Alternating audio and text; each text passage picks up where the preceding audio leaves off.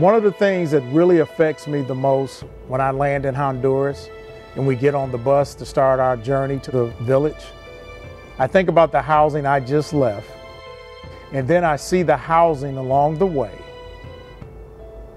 and then I see the housing when we arrive in the village. And I realize we take a lot for granted here in the United States.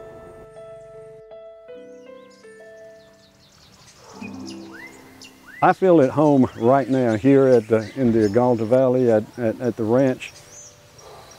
There's a bright look for Honduras in becoming more of a tourist attraction, not only along the coast, but here in the Agulta Valley and surrounding areas. There's great opportunity for people to come to watch birds, to look at the plant life, and to just enjoy nature.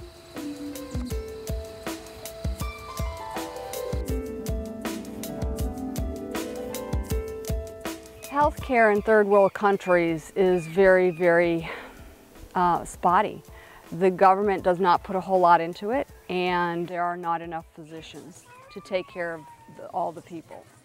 The clinic sees a lot of primary care and acute care issues, very typical for what we see in the United States as well. Also, blood pressure is affected by exercise and by weight. Colds and flu, stomach aches and headaches, but they also see some other things. We see some malnutrition effects. We see tropical diseases like malaria and leishmaniasis. We even see cowpox, not just your typical chicken pox.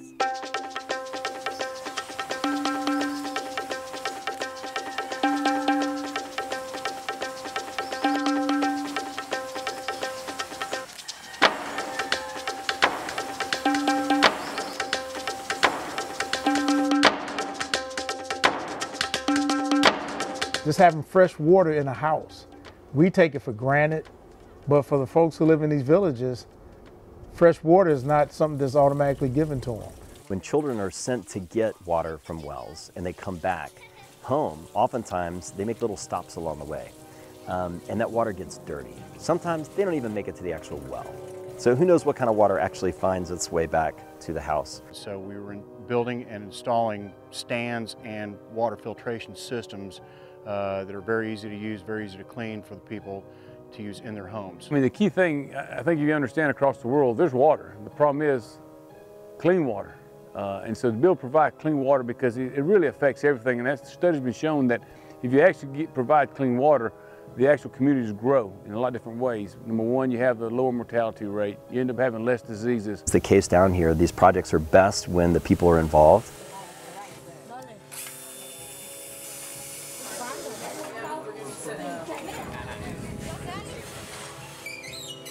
So members of our team actually went into these villages and helped assemble these water systems and educated the people on how to use them. So you take dirty water and you put it in the top tank, and then it flows through into the lower container, and now they have clean water.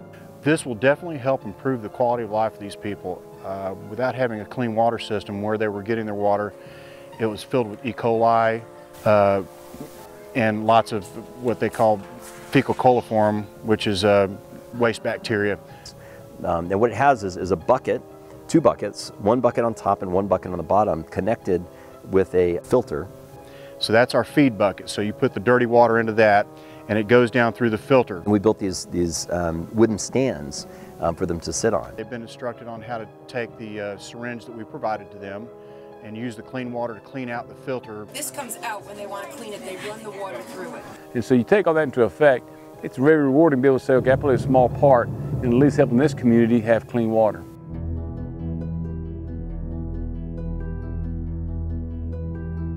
What I enjoy the most is seeing the students and seeing the staff that work at the schools, because education is so important. When we know if we can give these young folks in Honduras an education, they can do incredible things. The kids are improving. They really like what they do in the schools. They have so many activities with the teachers.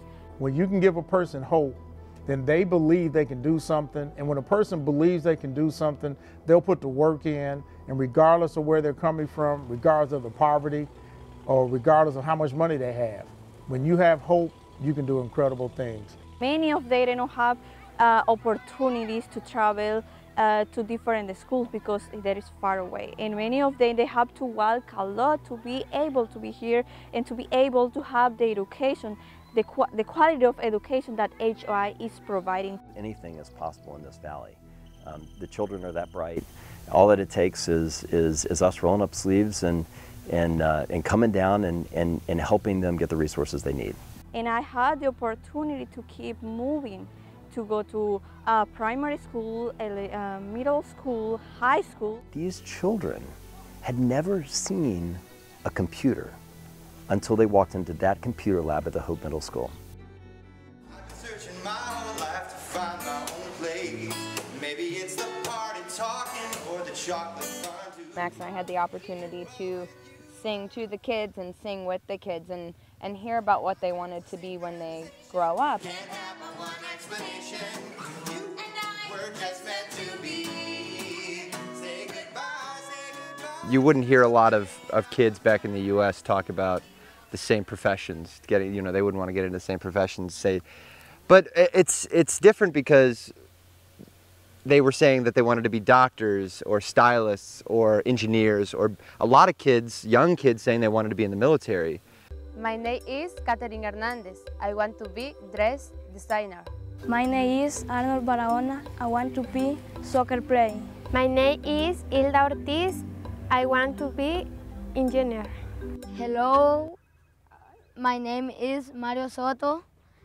I want to be soccer player. Before, the kids, they didn't want to go to high school. They didn't want to go to even a middle school. And now they have better ideas. They want to be a nurse, they want to be doctors, they want to be teachers. They want to change their life. To see how excited they were to hear us sing and sing along with us, and watching their engagement and just watching their eyes light up.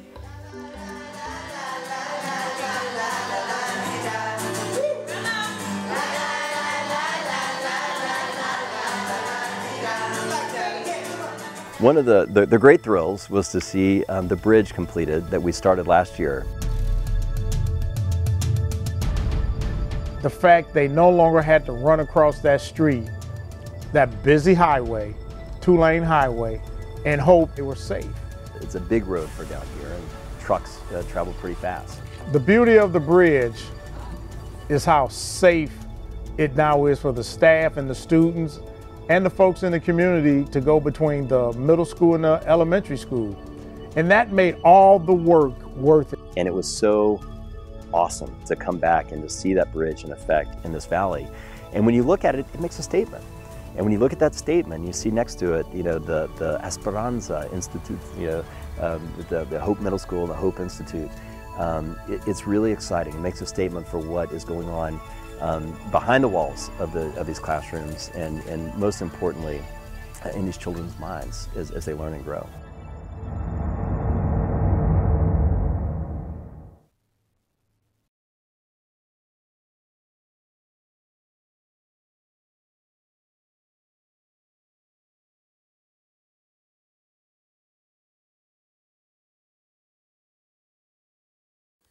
I'm thirsty. That's the sound of a man working on the chain. I had the most fun mixing concrete, building stands for water filtration systems, building the water filtration system itself, digging ditches. Yes, we did mix some concrete. It was one of the most exciting things I did. I was so excited. Shoveling cement. Did I already say that? That was so much fun. It was some serious hard labor we did, but it was, it made the food taste better. It made the beds feel softer. I can't help falling in love with you.